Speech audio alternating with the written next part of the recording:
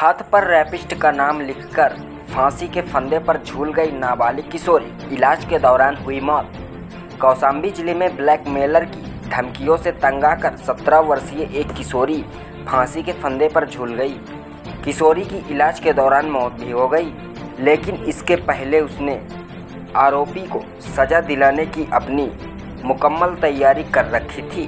दरअसल इस नाबालिग किशोरी को आरोपी ने प्रेम जाल में फंसाकर धोखे से उसका अश्लील वीडियो बना लिया और वीडियो वायरल करने की धमकी देकर कालिम नाम का आरोपी बीते 2 साल से उसका शोषण कर रहा था। करारी क्षेत्र के एक गांव की किशोरी ने जान देने का फैसला किया और फांसी के फंदे पर झूल गई। युवती के घर पर कोई मौजूद नहीं था, लेकिन जब पड़ोसियों को आहट मिली तो वो लड़की के घर के अंदर पहुंचे, जहां लड़की फांसी के फंदे पर झूल रही थी। आनन फानन में गांव के लोगों ने लड़की को फांसी के फंदे से उतारा तो देखा कि उसके हाथ पांव पर कुछ लिखा हुआ था। अब तक लड़की के घर वाले भी मौके पर पहुंच गए थे। उन्होंने देखा कि लड़की ने अपने दोनों पांव और दोनों हाथों पर लिखा था कि कालिम के कारण मेरी मौत हुई है।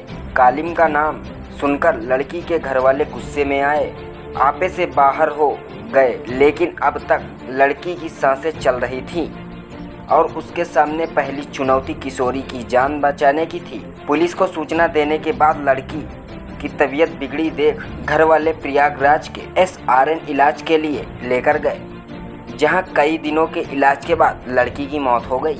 लड़की की मां ने बताया, लड़की 5 बहन और 2 भाई हैं और बेहद गरीब परिवार से हैं। 2 साल पहले आरोपी कलीम ने उनकी 15 वर्षीय नाबालिग बेटी को प्रेम जाल में फंसाकर धोखे से उसका अश्लील वीडियो बना लिया था, जिसके बाद वो लगातार लड़की को वीडियो वायरल करने की धमकी देकर बुलाता और उसका यौन शोषण करता। लेकिन इस बीच एक दिन लड़की ने रो रो कर पूरी कहानी अपने मां को सुनाई, जिसके बाद लड़की के घर वालों ने उसे पढ़ने के लिए घर से दूर भेज दिया, रिश्तेदार के घर भेज दिया। बावजूद इसके आरोपी कलीम ने लड़की का पीछा नहीं छोड़ा, उसकी धमकियां बढ़ती गईं। अजीज आकर लड़की पढ़ाई छोड़कर वापस घर लौट आई और एक दिन घर में जब कोई नहीं था, फांसी के फंदे पर झूल गई। किया था और हाथों पे क्या लिखा था? कलीम की वजह से मेरी मौत हुई। कलीम, मेरी मौत की जिम्मेदार कलीम है। आपकी बेटी को क्या हुआ था और क्यों हॉस्पिटल लेकर आई आप? मेरे लड़की के 2 साल पहले से गलत काम करता रहा, जहां बुलाता रहा वहां जाती रही। मेरी लड़की धमकी दिया, गाली देता रहा। काम करते समय उसके वीडियो बनाया, वो उसके मैं नाम लिखा। जब मैं जान पाई कि मेरी लड़की के साथ ऐसा करता है, हम बहुत गरीब हैं, मेरे 5-6 लड़की हैं, इसलिए हम उसके बहन यहाँ भेज दिया। 10 में नाम लिखा था, वहाँ तक जाता रहा मिलने। मेरी लड़की को 1 हफ्ता आए हुआ, अपने बहन यहाँ से आई। हम वो फ़ोन करके क्या बोला क्या नहीं बोली, मेरी लड़की फांसी लगा ली। फांसी लगाने से पहले हाथ पे कुछ लिखा भी था उसके? हाँ, लिखा था कलीम। कलीम उसका नाम है लड़का के। कलीम की वजह से मेरी जान जा रही है, मेरी मौत के जिम्मेदार कलीम होगा। हाथ में लिखी थी, पैर में लिखी थी, दोनों हाथ में, दोनों पैर में। तो अब क्या चाहती हैं आप?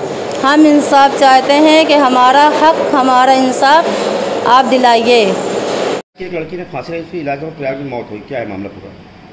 ये दिनांक 4/6/2022 को थाना करारी क्षेत्र में सूचना मिली थी कि पिंडा गांव में एक लड़की ने आत्महत्या का प्रयास किया है और फांसी लगा के आत्महत्या का प्रयास किया। इसी के घर वालों को जानकारी मिली थी। घर वालों के द्वारा उसको बचाने का प्रयास किया गया और उसको तत्काल SRN हॉस्पिटल के लिए रेफर किया गया। वहाँ पर इसका इलाज रखी हुई। पुलिस ने सूचना को संज्ञान करते हुए तत्काल इसमें मुकदमा पंजीकृत किया गया, जिसमें 376, 506 IPC और 5/6 पोक्सो एक्ट में इसमें मुकदमा पंजीकृत किया गया था। जो मुलजिम है इसको गिरफ्तार करके इसको जेल भेजा गया है। और आज सूचना मिली है कि जो लड़की है वो इलाज के दौरान उसकी आज मृत्यु हो गई है। तो इसमें घर वालों से इसकी जानकारी की जा रही है और जो पोस्टमार्टम है उसके बाद में आगे इसको धारा तरमीम करके उसमें आगे कार्रवाई की जाएगी। इसमें ये भी जानकारी मिली थी कि जो लड़की है उसने अपने हाथ में कुछ सुसाइड नोट लिखा था। इसी के आधार पर जो मुलजिम उसकी गिरफ्तारी की गई है और ये भी जानकारी मिली कि इनके बीच में करीब 2 साल से प्रेम संबंध था और जो लड़की है वो भी मतलब ये दोनों एक ही संप्रदाय के हैं। और ये जानकारी मिलने के बाद में पुलिस ने